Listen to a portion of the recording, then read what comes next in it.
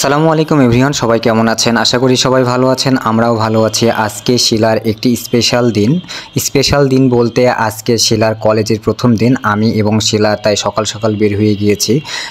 রাজশাহী মহিলা কলেজে শিলাকে honours first ইয়ারে ভর্তি করিয়েছি রাষ্ট্রবিজ্ঞানে। প্রথম দিন হিসেবে শিলা একা একা কলেজে যেতে পারবে না, তাই আমার দায়িত্ব পড়ে গিয়েছে তাকে প্রথম দিনটা কলেজে সবার কাছে পরিচয় করিয়ে দিয়ে আসা, কারণ আমি ওর হাজব্যান্ড, আমার এই দায়িত্ব অবশ্যই পালন করতে হবে।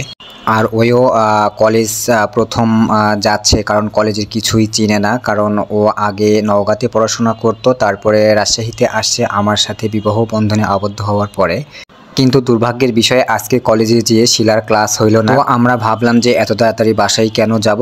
তারপরে কলেজ থেকে বের হয়েই দেখলাম যে রাস্তায় শপিং মল আছে। শপিং মল দেখে তো মেয়েদের অবস্থা খারাপ হয়ে যায়। ও চলে গেল জামা কাপড় দেখতে। এখানে ভাবলাম একটা ড্রেস ওকে কিনে দিই, কারণ গত মাসে ড্রেস কিনে দিয়েছি, এই মাসে দেওয়া হয়নি, কারণ আমি ওকে প্রতি মাসে দুইটা একটা ড্রেস কিনে দেওয়ার চেষ্টা করি। এই সাদা ড্রেসটি ওকে আমি কিনে দিয়েছি। তারপরে ওকে নিয়ে ভাবলাম একটু ঘুরে আসি, কারণ ছোট মানুষ ওকে নিয়ে ঘুরলে ওর মনটা ভালো হবে, কারণ এতদিন গ্রামে থাকার কারণে তেমন ঘোরাফেরা ওর হয় নাই। তাই রাজশাহীতে যা যা আছে তা দেখানোর চেষ্টা করলাম। তারপরে আমরা চলে গেলাম রাজশাহী বরেন্দ্র জাদুঘর।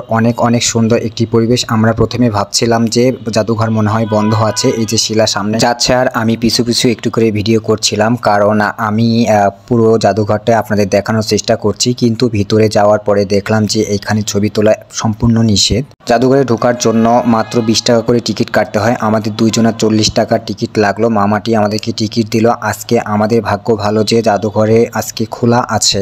আমি ভিডিও করছিলাম, মামাটি বলছিল যে মামা ভিডিও করা যাবে না, জাস্ট এই বাহিরের জায়গাটিতে ভিডিও করা যাবে। এইখানে আমরা দুইজন একটু কিছু ছবি তুলে নিলাম এবং কিছু ভিডিও করলাম। এইখানে বিশেষ ব্যক্তিত্বদের ছবি দেওয়া আছে। তারপরে আমরা ভিতরে ঢুকলাম। ভিতরে ঢুকে আমি চুপি কিছু ভিডিও করে নিয়েছি। এখানে দেখছেন যে কোরআন শরীফ আছে, বিশ্বের সবচাইতে ছোট্ট কোরআন শরীফ। আর এইখানে দেখা যাচ্ছে রাজশাহী যে রাজাগুলো ছিল ওদের তরবারি আছে, ঢাল আছে। আসলে অনেক সুন্দর লাগছিল। আর এই পাথরটি দেখছেন, এই পাথরটি অনেক সুন্দর। আর এটি হচ্ছে একটি কৃতিত্ব, এটি হচ্ছে আপনার স্বর্ণের তৈরি। তারপরে আমরা চলে গেলাম বাংলাদেশের আবহমান গ্রাম বাংলার প্রকৃতি দেখার জন্য। এইখানে গেলে মনটা ভরে যাচ্ছিল, মনে হচ্ছিল যে আমরা গ্রামে চলে আসি। অনেক ভালো লাগছিল। এইখানে আবার দেখছি যে বাংলাদেশের বিভিন্ন নিদর্শনের ছবি তুলে ধরা হয়েছে। খুবই ভালো লাগছিল। জাদুঘর আগের চাইতে অনেক উন্নত হয়েছে।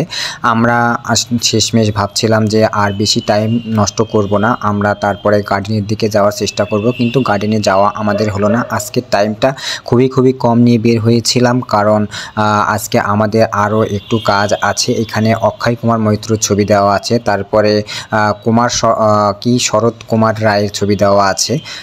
তারপরে এইখানে দেখতে পাচ্ছি রমা প্রসাদ চন্দ্রের ছবি দেওয়া আছে। এদেরকে আমি এর আগে কখনো দেখিনি বা চিনি না। তারপরে আমরা জাদুঘর থেকে বের হয়ে গেলাম। আজকে এতটা ভিড় ছিল, বিভিন্ন স্থান থেকে স্টুডেন্টরা আসছে ভিজিট করার জন্য। দেখতে পাচ্ছেন যে অনেক স্টুডেন্ট আসছে দূর থেকে। তো আমরা ভাবলাম যে আমরা রাজশাহীতেই থাকি, আমরা আরেকদিন ফাঁকা টাইমে এসে ঘুরে যাব।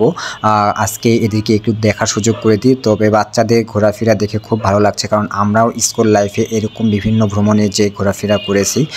তারপরে আমাদের একটু গরম লেগে গেছে। আমি আর শিলা ভাবছিলাম যে একটু লেবুর শরবত খেয়ে নিলে কেমন হয়। আমি আবার বাইরের পানি খেলে একটু প্রবলেম হয়, সো আমি শিলা ফ্রেশ হয়ে নিলাম লেবুর শরবত খেয়ে। খুবই ভালো লাগছিল। আর মামাটি অনেক সুন্দরভাবে লেবুর শরবতটি বানিয়েছে। আমরা একটু আবার অভিনয় করছিলাম যে আমরা পাশাপাশি একটু ধরি, খুব ভালো লাগবে। সো এভরিওয়ান, সবাই ভালো থাকবেন। আজকে এই পর্যন্তই। আমরা আজকে বাসায় যাচ্ছি। এই যে আমার ওয়াইফ অনেক খুশি আজকে, যে তাকে অনেকক্ষণ ধরে ঘুরিয়েছি বা অনেকক্ষণ টাইম দিয়েছি এই জন্য। তারপরে আমি শিলাকে পাঠিয়ে দিলাম বাসায়। আর আমার অফিসে কিছু কাজ ছিল, অফিসের কাজটা শেষ করে আমি আবারও বাসায় আসব। আজকে এই পর্যন্তই। আসসালামু আলাইকুম, সবাই ভালো থাকবেন।